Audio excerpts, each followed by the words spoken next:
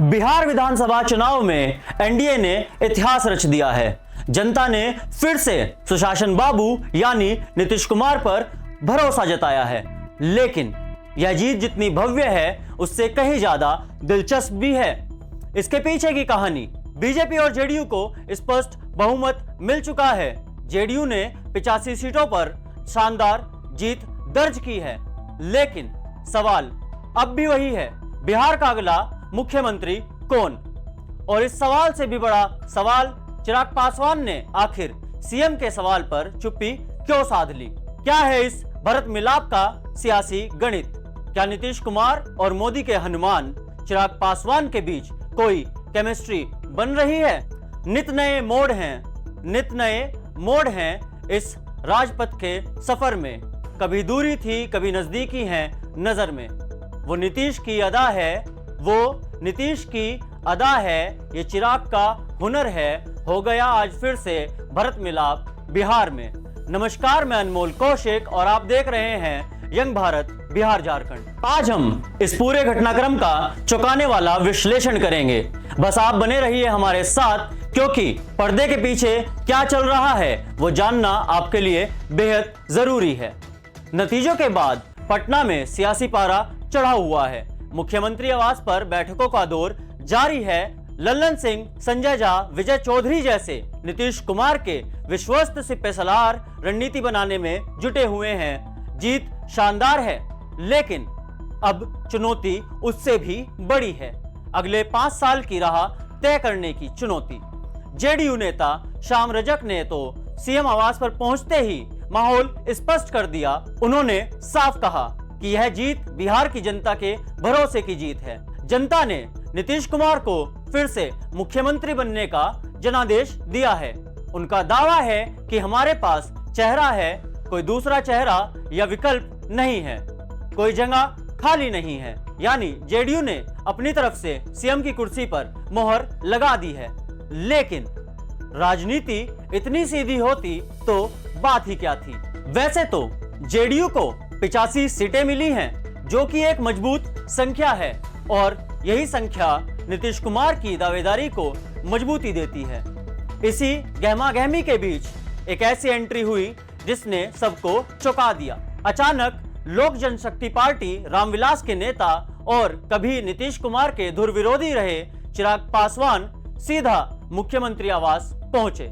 उन्होंने नीतीश कुमार से मुलाकात की और एनडीए की प्रचंड जीत पर बधाई दी। लेकिन इस मुलाकात के बाद जब पत्रकारों ने उन्हें घेरा और उनसे एक सीधा सवाल पूछा, बिहार का अगला मुख्यमंत्री कौन होगा, तो चिराग पासवान ने एक शब्द भी नहीं कहा और चुप रहे, चुप्पी साध गए।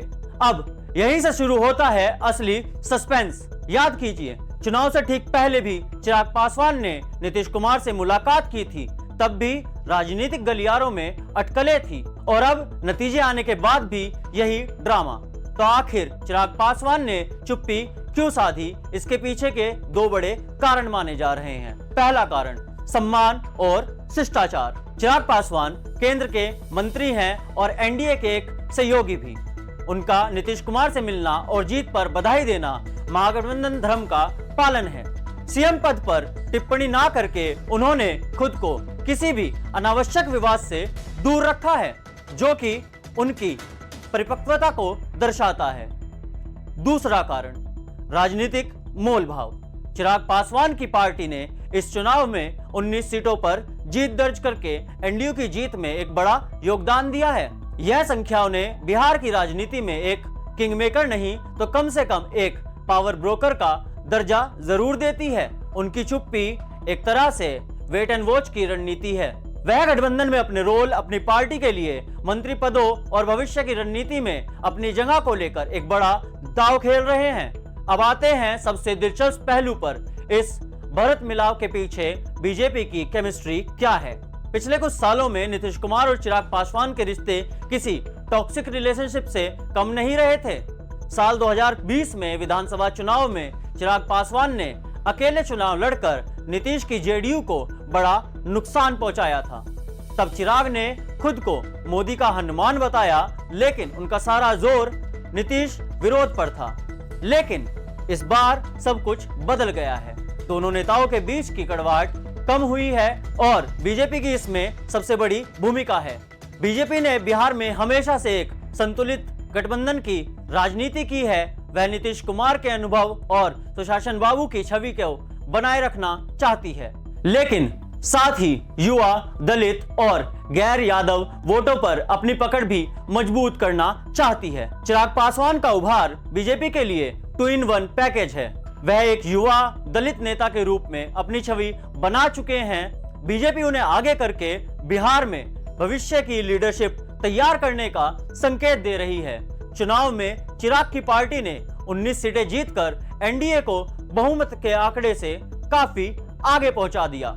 यह एक तरह से 2020 में जेडीयू को हुए नुकसान का उपकार लौटाना भी है। इससे यह साबित होता है कि चिराग पासवान की वोट खींचने की क्षमता अब एनडीए के लिए फायदेमंद साबित हो रही है।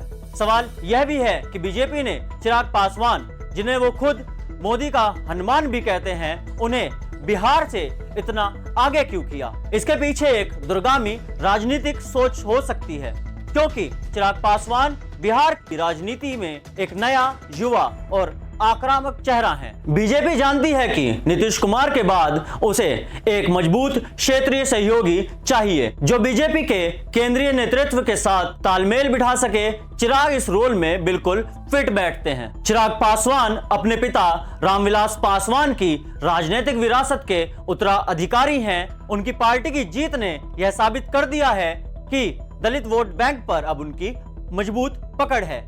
यह वोट बैंक एनडीए के लिए बेहद महत्वपूर्ण है, खासकर बिहार के जातिगत समीकरणों को साधने के लिए। 2025 का विधानसभा चुनाव बिहार के नेतृत्व में परिवर्तन की एक शुरुआती पटकथा है। बीजेपी इस बात से वाकिफ है कि आगे कुछ वर्षों में राज्य की बागडोर युवा हाथों में आ सकती है। चिराग पासवान को आगे करके बीजेपी भविष्य के लिए निवेश कर रही है और उन्हें एक संभावित मुख्यमंत्री के पद के दावेदार के तौर पर भी प्रोजेक्ट कर रही है। चुनाव से पहले के अटकलों को इस भरत मिलाप ने खत्म कर दिया है। इन सब के बीच मुख्यमंत्री पद का सस्पेंस अभी भी बाकी है। भले ही जेडीयू नेता श्याम सजक ने कह दिया हो कि जगह खाली नहीं है, जेडीयू का यह बयान अपनी जगह सही है।